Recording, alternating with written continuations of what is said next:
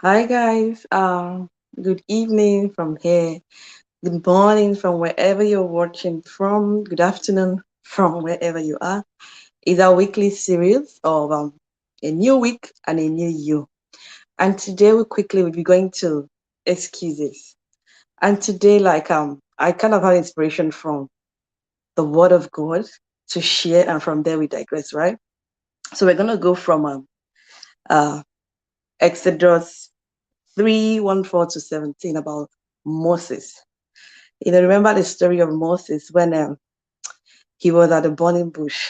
You know, God actually made the bush burn in front of Moses so that he would get his attention to be able to minister to him.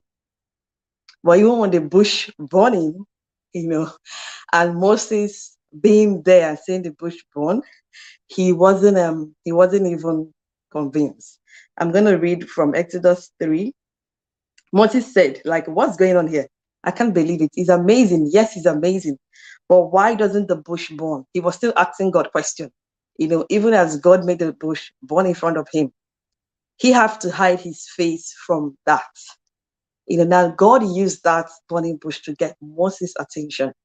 Now, when God told Moses why he did that, why he got his attention, to please go to Egypt and redeem my people. What did Moses say? God shared with him how his people has been in Hi Amma, thank you for watching. How is Sydney today? You know, when God shared with Moses, God said to him, I've taken a long look at the affliction of my people in Egypt. I've heard their cries for deliverance from their slave masters. I know all about their pain, and now I've come down to help them, free them loose from the grip of the Egyptians, get them out of the country, bring them to a good land with the wide open spaces. Even while God shared with Moses the depression, the anxiety, the suffering from the people of Egypt, which he was there with them, but because he had a privilege to live in the king's palace, he wasn't working all the hard jobs with his own people. He was disguised to be, the king's son. The daughter is taking care of him. He didn't see reason with God. Moses gave God excuse. In Exodus 44, 13 to 14, he said to God, please, Lord, send someone else. The Lord became angry with Moses. These are excuses. Moses made that excuse like, I'm going to read what he said to God. Like, why me? What made you think I'm interested? I'm interested in going back to Egypt to help my people. Even with all that God has shared with Moses, with how he told Moses that I have heard the cry of my people. These are the people praying that they've suffered so much. Can you please help us, redeem us? And God in his own, deity, can't be that person out there to help. Now he's sending Moses to represent him. And even when he promised Moses, if you read down the chapter 3, right, he told Moses, I will be with you. And at every point in time, he gave Moses instruction on what to do. He was still giving excuse in chapter 4. He said, when he said, verse 13, he said, oh, master, please send someone else. God got angry with Moses. Even when he's telling him and he's busy, he showed him all the things to do. At every step, I'm going to make sure the kings, even when they don't believe you, I will do signs, I will do things to make them believe you. Now, what am I trying to say? What excuses have you given to your life? There's a lot of things happening in your life that you've given excuses why you wouldn't leave that spot where you are. You looked around you are not where you want to be, and yet you sit down and you're telling yourself, I can't do this or this or this. But these are the answers you actually need to make a change and live a better life. But yet you are not willing to shift your ground. Moses, even as God showed Moses the burning bush for him to know that he is that almighty God, God actually shared with Moses all the cry of the Egyptian, all the cry of the children of Israel in Egypt, telling Moses, I have heard my children's cry. I have seen their suffering, and I'm ready to redeem them. And he sent Moses. But yet Moses said, God, why me? Why are you sending me to do this? So what is your assignment? What is your purpose on it? What is that thing that you're going through? And where you are, you've prayed.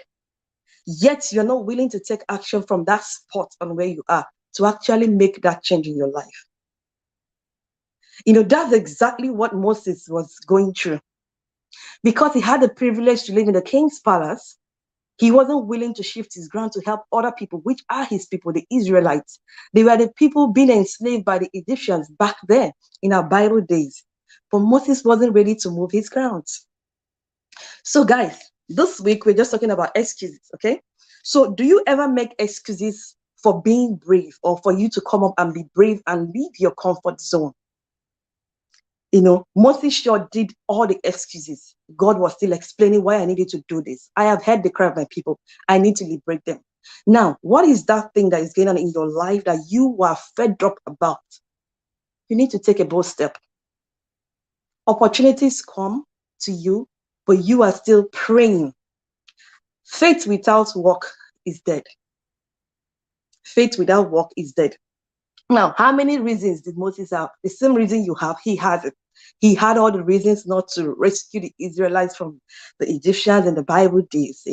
He refused to go back and do what he's sent to do, even as he had God as his coach. God even told him, your brother is very good with words, so I'm going to send your brother. Your brother Aaron is very good with words, so I'm going to send Aaron to be the one to do the talking. He still was giving excuse to God. That was how bad it was. Even when Aaron was with him, Aaron, his brother, who was, let me use the word mentor, because God was coaching him on going for that assignment in Egypt. Aaron, being the mentor, he's going to use his good words, his English speaking, his all the, certificate and all the things he's got to speak with and go with him to rescue the Israelites. Moses was still giving God excuse. And God got angry with him. So these are the cries of my people you want me to turn my back on because you are not brave enough to go and rescue them. So what are the things in your life that you are tired of and you are not brave enough to take the next step? Moses had lots of excuses. God wasn't having it with him. He was bent on him going for that assignment. What is that excuse? You've seen the position you are in your family, in your life. You are not making headway. Things are in front of you, opportunities knocking, yet you're not taking action. It's time to quit, giving yourself excuses on moving forward, or giving yourself excuses on not taking the right step, or giving yourself a good future. Whatever it is you want to do in life, okay? Start from where you are. Start from where you are. I always share with people, we are not all supposed to be there, but we have people to walk us through. God was there with Moses, coaching Moses, using just first the burning bush to get his attention. Next, he promised him, go to Egypt. I will tell you what to do. I will walk you through every bit of your assignments in Egypt to be able to rescue those who have cried unto me. Now, Moses was still giving excuse. Hi, everyone. Let me know where you're watching from. Okay. So do you ever make excuses for your life? Make excuses for showing up at your business or at your workplace, at things you're supposed to do? Remember, the only variable is you. So whatever you're doing, whatever you want to do, or whatever assignment or purpose you have to accomplish in life, the only variable is you. And until you tell yourself the truth, leave your comfort zone. That is when you assess the good in that land or the good in that purpose. Some people pray, they never take action. Others pray, they take action, and God bless the works of their hands. God bless the work of your hands. So what is that seed that you have? What is that seed that you have that you want to use as start up something? It's a new week. So I urge you, write down your goals. Start working it out. Do not give yourself an excuse. If you have generations tied to your purpose, you won't have a second thought on, taking up something to change the face of because of life of people. To each one of us, he has given a gift. To each one of us, we have an assignment we are here to fulfill. Whether you're fulfilling it in your place of work, you're feeling it in place of having a business that you're running, you're helping others. is your assignment? How many lives are tied to you that you are still giving excuses on to reach out to? Remember, you are not here for yourself. I will always tell anyone here, you are not here for just yourself. You are here for a cause bigger than you. And until you assess your assignment and reason why you are here, you just be wallowing and not find that deep happiness for yourself. Now, quit giving excuses. This is a new week. And I urge you, make this week count so that by the time you get to the end of the week, you have things to look back to and you are grateful you did it. You are grateful you did it. So what reasons do you think God was giving Moses? He told him a lot of things. Okay, do you have excuse of you going out to tell people, preach the gospel to people? Do you have excuses of maybe sharing what you do with people? Do you have excuses of not imparting other people's life when you need to? Do you have excuses of not reaching out? Because if you, in your place of assignment, you are not laying down the foundation for others, or you don't have a template that others will emulate and establish the same thing with you, then you are not in your place of purpose. And until you find it, that is when you live a happy and fulfilled life.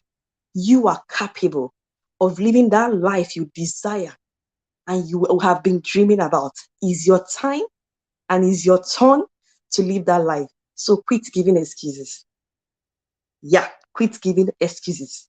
So whatever things you want to do in your life, this is the week that you decide you will take that bold step for yourself, for your family, and for every destiny tied to your purpose in life. Yeah.